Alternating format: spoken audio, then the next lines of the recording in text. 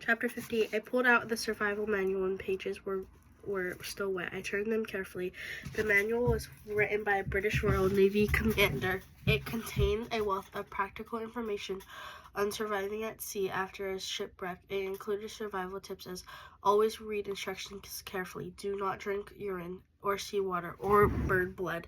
Do not eat jellyfish or fish that are armed with spikes or that have parrot-like beaks or that puff up like balloons. Pressing the eyes of a fish will paralyze them. The body can be a hero in battle, but the castaway is injured. Beware of the well-meaning and ill-founded medical treatments. Ignorance is the worst doctor, while rest and sleep are your best nurses. Put up your feet at least 5 minutes every hour. Unnecessary exertion should be avoided, but an idle mind tends to sink. So the mind should be kept occupied with whatever light distraction may suggest itself. Playing card games, 20 questions, I Spy with My Little Eye are excellent forms of simple recreations. Community signing is another surefire way to life spirits. Yarn spinning is also highly recommended. Green water is shallower than blue water. Beware of far-off clouds that look like mountains. Looks for green. Ultimately, a foot is the only good judge of land. Do not go swimming. It wastes the energy. Besides, a survival craft may drift faster than you can swim. Not to mention the danger of sea life. If you are hot, wet your clothes instead. Do not urinate in your clothes. The momentary warmth is not worth the nappy rash. Shelter yourself. Exposure can kill faster than thirst or hunger. So long as you excessive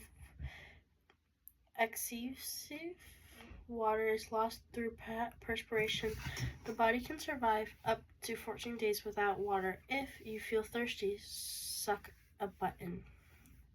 Turtles are an easy catch to make for an excellent meals. Their blood is good, nutritious, salt-free. Drink their flesh and tasty and filling. Their fat has made uses, and the castaway filling fine turtle eggs and real treat. Mind the beak and the claws. Don't let your moral flag be daunted, but not defeated. Remember the spirit above all else counts. If you will not let you live. Good luck. There are also a few highly cryptic lines of distilling the art of the science of navigation. I learned that horizons as seeing from a height of 5 feet, and the Conde was 2.5 miles away. The injunctions not to drink urine is quite unnecessary. No one called pissing in his childhood would be caught dead with a cup of pee in his lips. A lone lifeboat in the middle of the Pacific, and the gastronomic suggestion have confirmed my mind in the English. Didn't you know that the meaning of the food, otherwise the manual, was a fascinating pamphlet on how to avoid being pickled in brine? Only the important topic was not addressed. The establishing of the alpha-omega relationship was major lifeboat pests. I had to devise a training program for Richard Parker. I had to make him understand that it was a top tiger and that his territory was limited to the floor of the boat, the stern bench, and the side of the benches as far as the middle cross bench. I had to fix his mind with the top of the tarpaulin.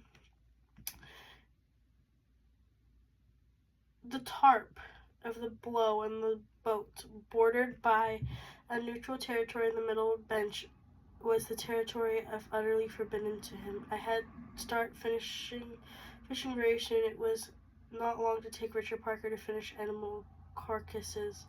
At the zoo, the adult lions and the tigers ate on an average of 10 pounds of meat a day.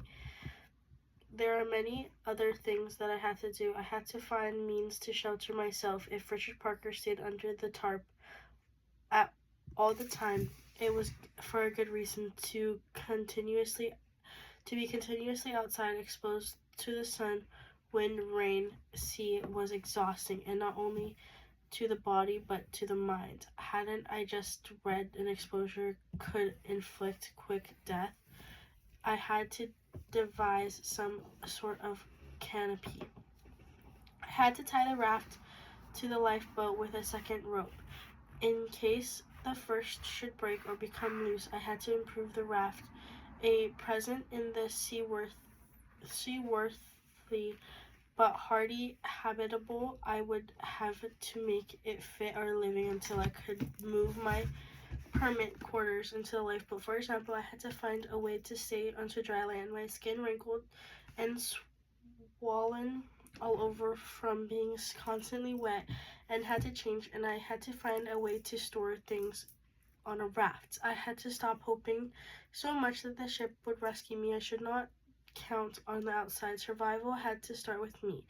In my experience, a castaway's worst mistake is to hope too much, that to do too little, and survival starts with paying attention and what is close in hand and immediate, to look out with idle hope and contentment, to dreaming one's life away. There was much I had to do. I looked out in the empty horizon. There was so much water. There was so much all alone, all above. I burst into hot tears. I buried my face in crossed arms and sobbed. My situation was patiently helpless.